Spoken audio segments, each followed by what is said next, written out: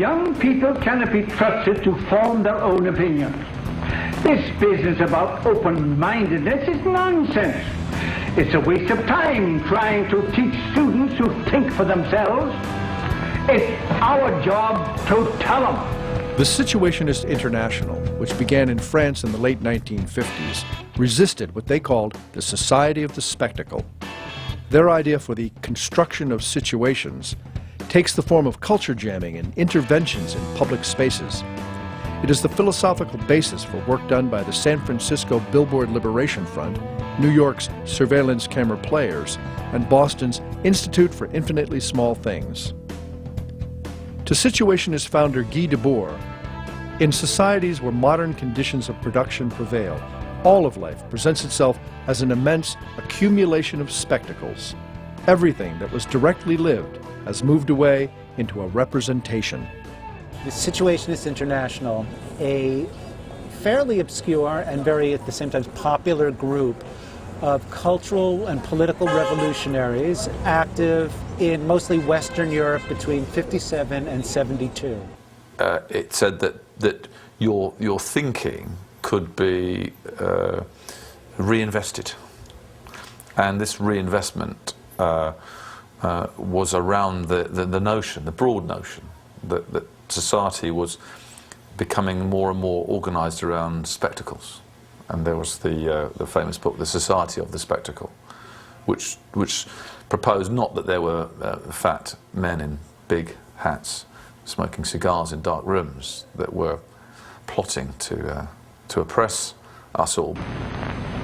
What I say goes, see? But that we, in the end, were creating our own prisons. Most of us really agree that, you know, that people are able to be dominated actually by the spectacle, you know, and that you don't have to be that totalitarian. You can just, you know, have a loud media spectacle that'll focus everybody's attention, and you can do, you know, pretty much whatever you really want to do. Situationists wanted to revolutionize both art and politics by uniting them into a single practice, and that in many ways the slogan of the Situationists is to unify things, whether it's several different sort of artistic forms. Détournement was about disrupting popular culture. Of course, we did this in our work. I mean, the Situationists obviously operated within a continuum of artistic disruption, and you trace them back obviously to the Dadaists and Marcel Duchamp, for example. The idea that you advance culture by doing something done for a gag is great. I mean, I think we all like to laugh, but if it hasn't got any of the context attached to it, it's not very interesting. The Institute for Infinitely Small Things includes artists, anthropologists, software engineers, historians, and architects. They're unique in their serious investigation of language in public space. We actually research infinitely small things, but infinitely small things in a very particular way. So it's not nanotechnology, it's not quantum physics, it's not infinitely small things at the physical or chemical level, but it is infinitely small things in social and political space. Almost all of our projects engage with language in some way, but in a very sort of social, language in the social sphere and language in the political sphere, and how one goes about making language concrete and embodied, and not something separate, not something abstract, but something that is very much present here and now. I'm not sure that there's any kind of pure status that language could ever have either. I mean, it's all in a sense, it's always political, and so it's always can be wielded as a tool or a weapon in some way or another, and whether you determine that that's for good or evil is a kind of a moral decision.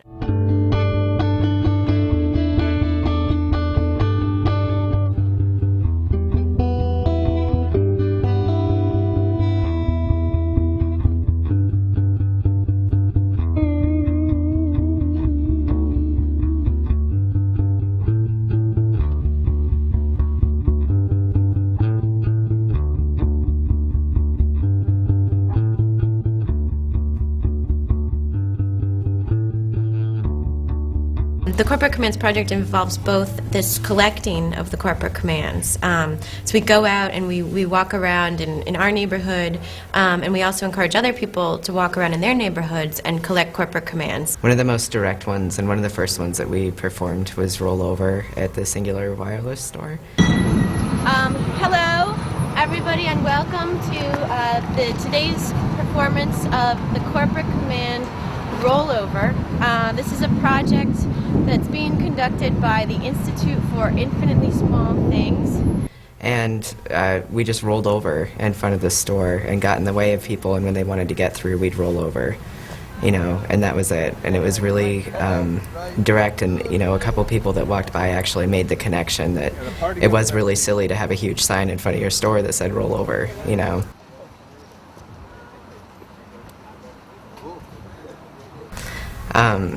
What's really interesting, too, we did another performance that was in, what was that, Prudential?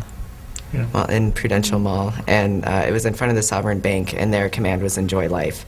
So we were trying to enjoy life in the mall outside of the bank, and we had a dance party. We sat on a beach, you know, and listened to music. And once we got the dance party, we weren't allowed to bring our own music in and actually enjoy life. So we got kicked out. And I can't take pictures of the. I have to put the video camera away. And ended up having to move the performance into an ATM. So where we proceeded to enjoy life by drinking wine and smoking and dancing. Yeah. And even after we left the ATM, we continued to enjoy life for many hours after that. They obviously didn't want us to enjoy life or roll over, get in everyone's way. Like, I'm sure they were aggravated by that. So it's like they're sending these messages to the public to do these things, but when the public actually responds and does it, it's not what they expected at all. Right. Some of us might roll over. Some of us might enjoy life in some way. But some of us will actually collect data. Some of us will actually see what happens. Some of us will observe this rollover as maybe with a keener eye than somebody who has stumbled upon us, but certainly in a way we become partially audience. And it's a research performance, a very different context from staging an event, I think, traditionally.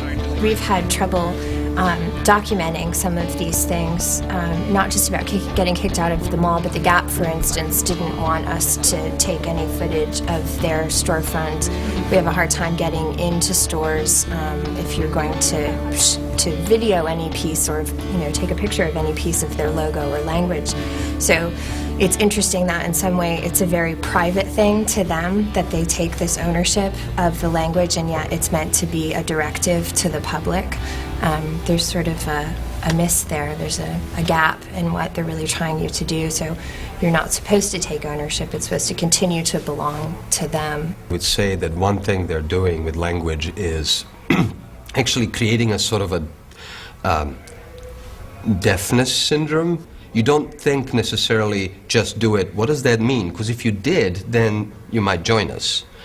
But you recognize it. It becomes almost an entity on its own, a colloquialism thus, right? Like a marketing tool that says, well, whenever we use words like just, do, it next to each other, that's Nike, right? And I think in that way, language is being actually ignored by most. And that's what they're doing, I think. It's sort of creating this culture of, you know, not paying attention to your surrounding, including language. I mean, it's certainly important to maybe go to protest marches and participate in, you know, MoveOn.org surveys and mass movements and things like that. And yet at the same time, it always feels so totally unfulfilling. And so it's like, how do you invent a space where there is a way of engaging with the world, affecting the world, changing the world, that is not about, oh, it's about this specific goal, and we have to change this, and we have to mobilize the revolution, and it's going to happen like this. But political change on a much smaller, much more qualitative, very hard to quantify kind of scale, I guess.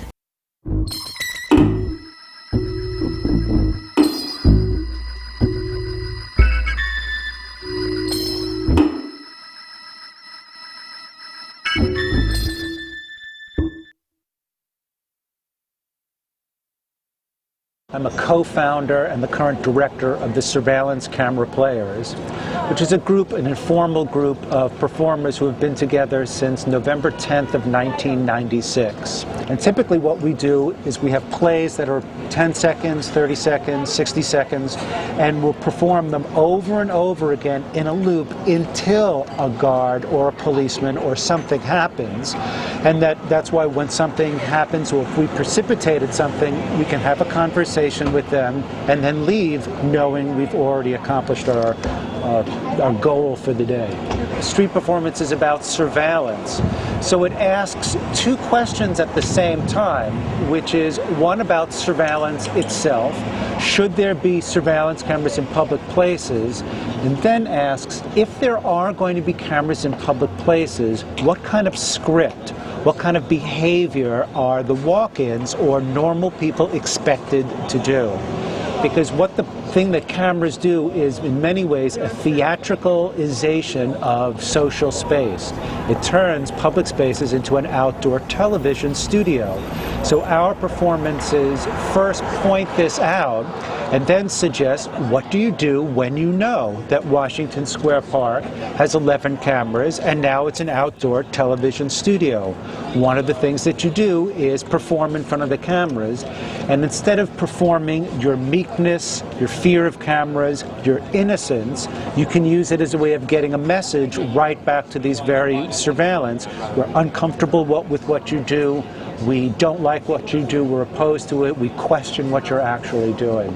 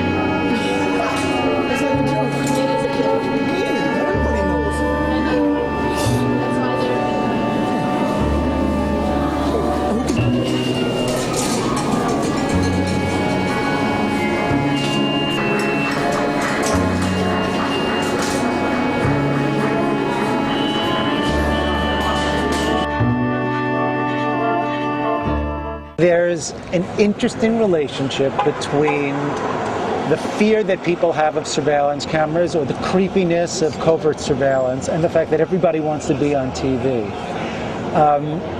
In fact, I don't think that surveillance would have been able to grow so much in our society if we hadn't been a TV-obsessed culture. Television has come of age.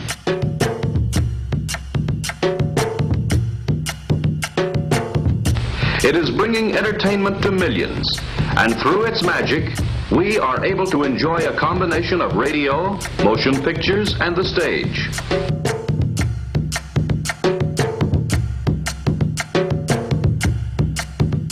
Television is the result of endless experiments and new discoveries by patient scientists toiling in their laboratories. Camera one, move in close on the girl. Who knows what the future holds? It's fun guessing, though.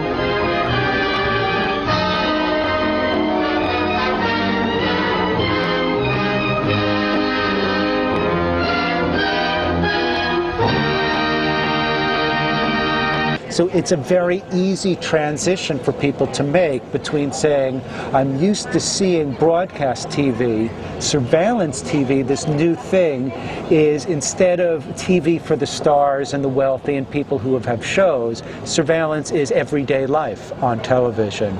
So that you literally have something called reality television, as if to reinforce the idea that television, something that we've been used to in our reality, can then be used to make surveillance seem natural or desired. And television has naturalized something that normally would creep us out.